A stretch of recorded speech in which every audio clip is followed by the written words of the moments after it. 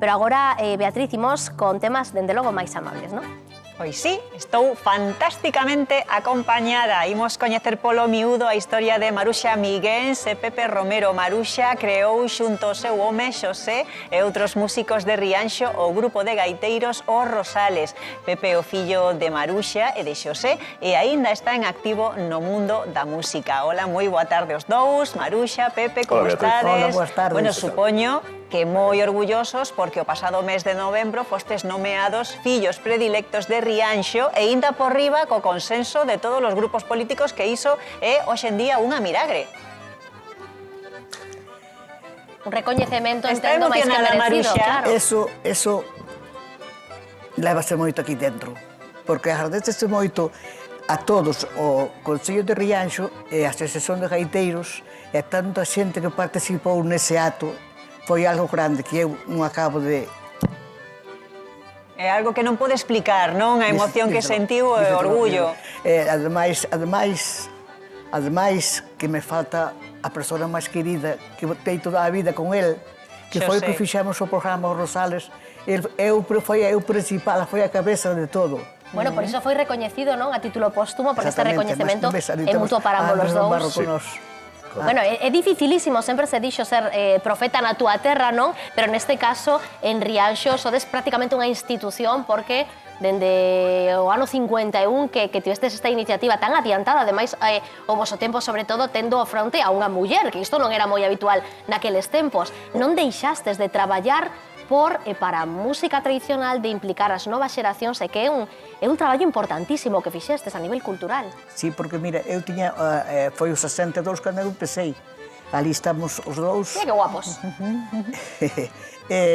Entón, daquela unha muller era moi duros salir á calle. Ademais, eu, unha percusión, que non era o mismo tocar, era unha gaita, tamén o mismo, pero o bombo, a percusión toda. Entón, pero a mí non me importou esa vida, porque iba ao lado da persona que máis quería, porque estamos 70 anos juntos, noite e día. E como se coñeceron, Maruxa? Teño curiosidade por saber como se coñeceron. Pois mira, conocemos nunha festa que chamamos San Ramón de Bealo, que é o 30 de agosto, que se pertenece, bueno, entonces a... E foi flechazo?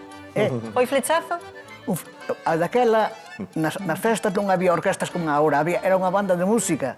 Entón eu levaba un vestido blanco, porque tiña unha prima que era modista, un vestido blanco. Xéchete guapa para ir á festa, claro. Tiña 16 anos, E cando mirou para el, dixo, este é o meu home. No, foi así unha casualidade, así como de outros estaba así o destino. Eu tiña ese vestido blanco, con por aquí unhas flores, por aquí, e ele estaba na mili. Ele levaba o traxe blanco ese da mili, porque ele estaba en Marín. Pois estaba guapo, estaba ben guapo. Tamén por eso. Entonces, bueno, empezou a música a tocar, e me chamar a bailar. Ai, que sacou a botarlle unha peciña, claro. Collemos a bailar, entón bailamos, bueno, miramos un cara ao outro, pero sin máis. Pero acabou aquela, a banda parou, volveu a empezar a outra, e volveu a chamar outra vez a bailar. E dixo, aquí xa había algo. Xa había algo. E logo botastes bailando, pois, case 70 anos, como ben nos contabas, non? Exactamente. Pero, bueno, de aí quedamos ainda así parados, ali por nas festas de Guadalupe, que é en setiembre, ali xa veu outra vez, ou sea, quedamos sin ser afectivos, pero en Rianxo, nas festas de Guadalupe, ali, pois, colleu unha outra vez a bailar, e ali foi cando quedamos a palabrar, como decir, vamos a ser mozos. Xa foi formal a relación, non? E tiveron 4 fillos, e 3 viñeron con gaita debaixo do brazo. Exactamente. Tuvemos 4 fillos, pero a filla máis bella, bueno, esa non, como o primeiro, cando eu empecé, era unha vida moi dura daquela, entonces quedaba máis ben a cuidar dos irmáns, que era a filla máis bella, me colleu estudios. E pois empezaron os fillos estes, que tiñan 9 anos cando empezou. Bueno, 3 de 4 non está nada mal, aí remuda familiar dende logo, Pepe, que estás moi caladiño, escoitando, por suposto, a historia de amor da túa mamá, pero claro, se para nós é un exemplo e históricamente ali en Rianxo, así o son os teus pais, para vos que o vivistes dende cativos, claro, a música forma parte do voso día a día, dende sempre. No meu caso concreto, sí, desde logo. Foi algo indisoluble do resto das cousas que fixen na miña vida, e incluso me axudou desde un punto de vista crematístico a chegar ao día de hoxe. Por lo tanto, eu estou moi agradecido.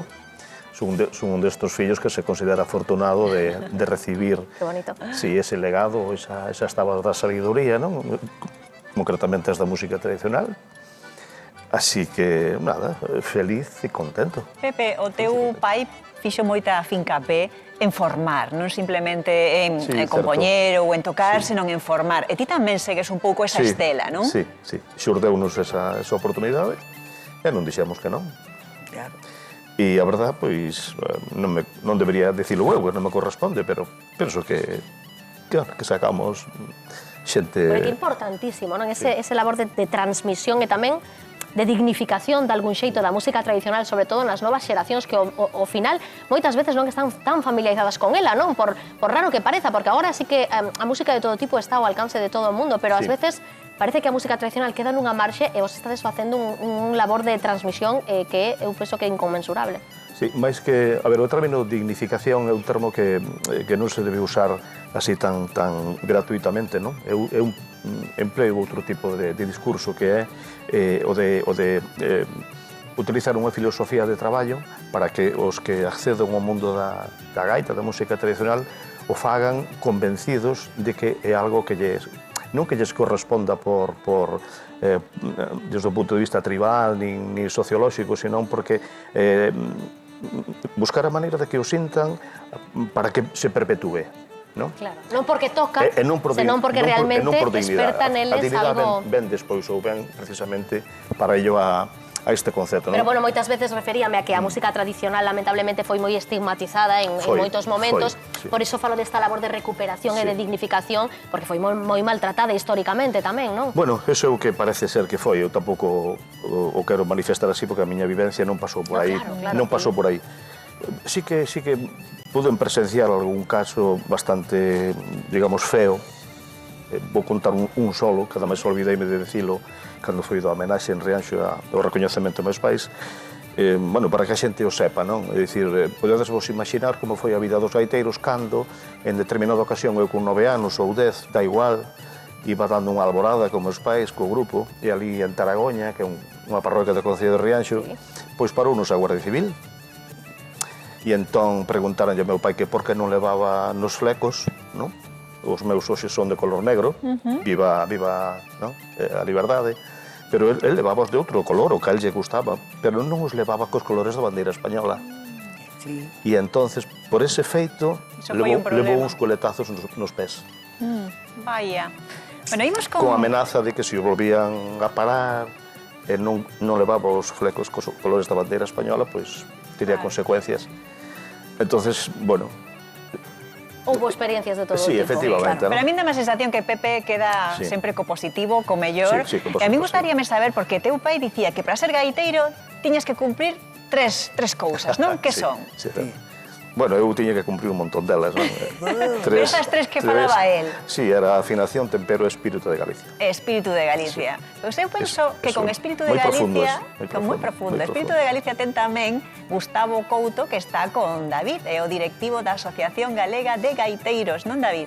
Pois sí, aquí estou con este rapaz que ten algo de culpa, creo que desta homenaxe a Maruxa e deste recoñecemento como moita vida vinculada á gaita, pero neste caso, por que Maruxa e por que ese fincapé teu en este recoñecemento? Bueno, meu non, foi realmente da Asociación de Gaiteiros Galegos e de moita máis xente que se uneu a esa homenaxe, foi un proxecto que saiu dun exalcalde que existiu en Rianxo, que foi Adolfo Muiños, era do grupo político BNG, e todos o apoyaron, como dixeron, e nos encomendáronnos a función de ser esa pedra angular que combinara todo o proceso desa homenaxe. Nos, bueno, en particular,